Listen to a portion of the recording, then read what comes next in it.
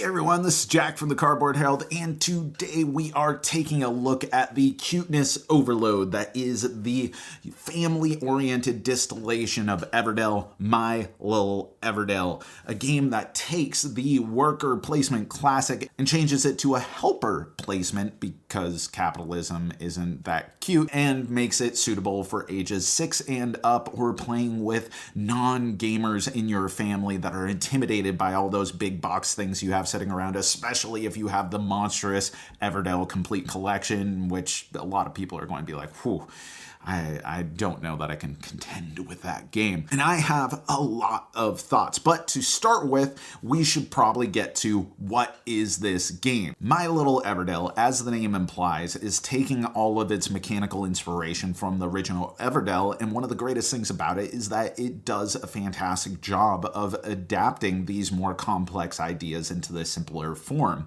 You have 3 helpers, which are delightful wooden meeples akin to those in the full-fledged Everdell. A player has their set of 3, and on their turn, they're going to place one of their helpers at an available location, then purchase up to 1 card to add to their city, which gives them all kinds of new powers or benefits. And then, if they have all of the necessary threshold to meet one of the 4 parades on display, they take the topmost parade tile and add it to their city for all the delicious points that's going to accrue. Players take turns doing this one at a time until all 3 workers are exhausted. Then time passes, a new round starts with a new starting player. Players have all their workers back. You do it again. Once you have completed 4 rounds, you count up points, and that's the end of the game. Now, the helpers, or workers in the traditional mechanic description of a worker placement game, are assigning initially only to the starting board, which has these vacant open locations corresponding to the 3 primary resources, resin, wood, and berries. I forgot berries for a second there. I don't know how I forgot berries. And any number of workers can go to these locations. However, the locations associated with dice, which 1 worker spot is set up per player at the start of game with these dice,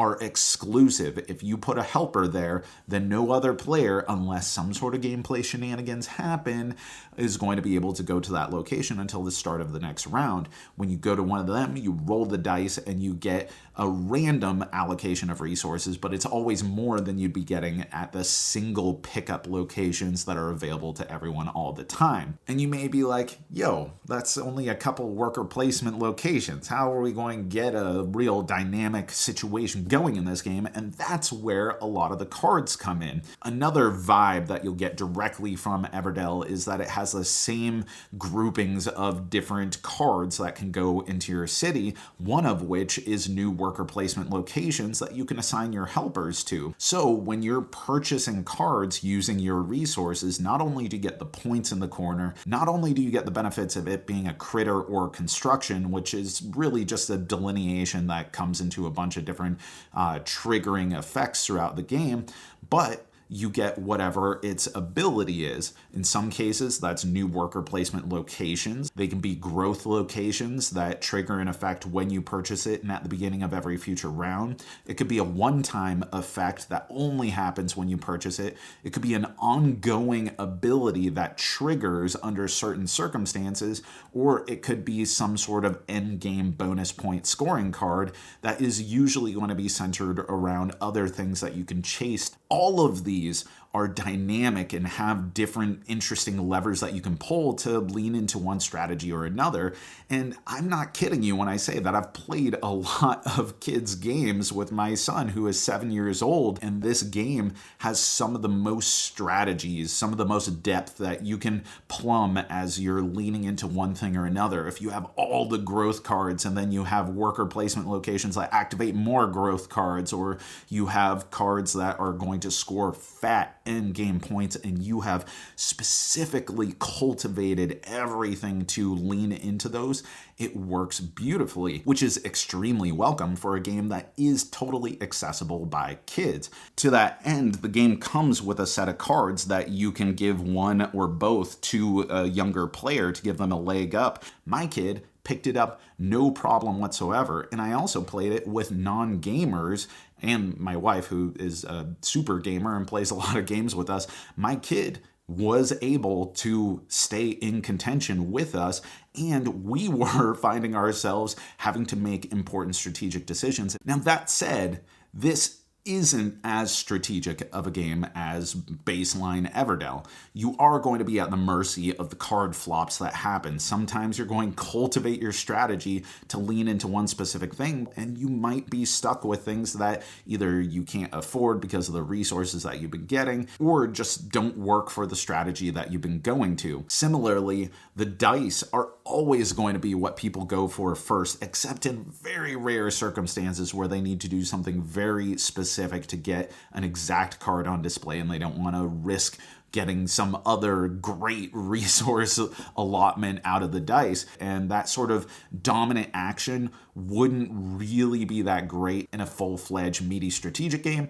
But in this case, I think it's a perfectly fine compromise. Now, another thing that I like about this that kind of follows along with the strategic lanes that you can take are the parades. All players can attain these parades as you play, but there's a degree of pressure, not too much pressure, but a nice amount of pressure to encourage players to compete for the higher point value parades. They come from having one of each of the different types of powers in your city from the cards.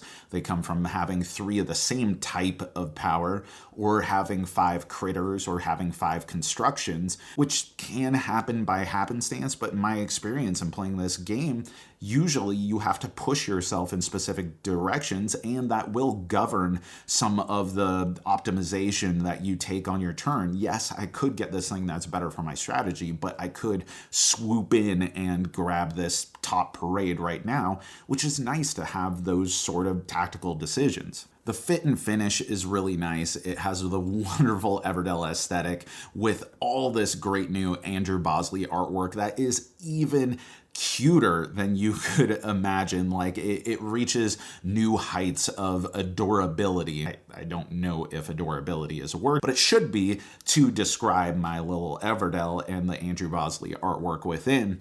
And the overall presentation, the great components, the easy to read rulebook are all really welcome. Though I do wish that there was an appendices in the rulebook that had a full explanation of all the different cards. You can intuit almost always what a card is meant to do, but there are a couple conflicts that happen from time to time that having direct clarifications, especially for younger players if they're playing this independently, that would be nice. And on that same note, while we're talking about playing independently, I love that this game has a solo mode. As a dad of a single child, I've noticed that there's an absolute dearth of soloable, good strategic games for kids, and this has a great solo implementation in it. It's not incredibly complex. It's something that my 7-year-old could run by himself, and it's something that he's eager to try because this is one of the first games that he's gotten his hands on that felt like there was this really dynamic exchange between the strategic interactions. So what more do I need to say? It's fast, it's approachable, it's engaging for kids and for adults. Like, I genuinely enjoyed playing this game. It doesn't feel condescending in the way that a lot of kids' versions of bigger modern hobby games do,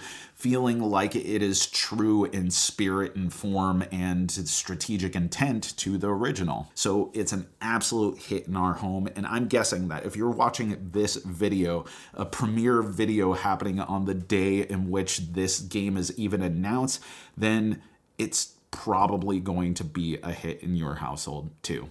And that's our review. Let us know, what are some of your favorite kids games or family games or the games that you've had the best experience with your kids on? Put it in the comments below. We're always looking for good recommendations. And even as my kid gets older and dips his toes into more complex games, I love passing that information on to newer parents who are wondering, what can I get to play with my kids? So be sure to do that. And as always, thanks for watching. Thanks for supporting. Thanks for being an awesome audience. You know that I've been Jack for the Cardboard Herald.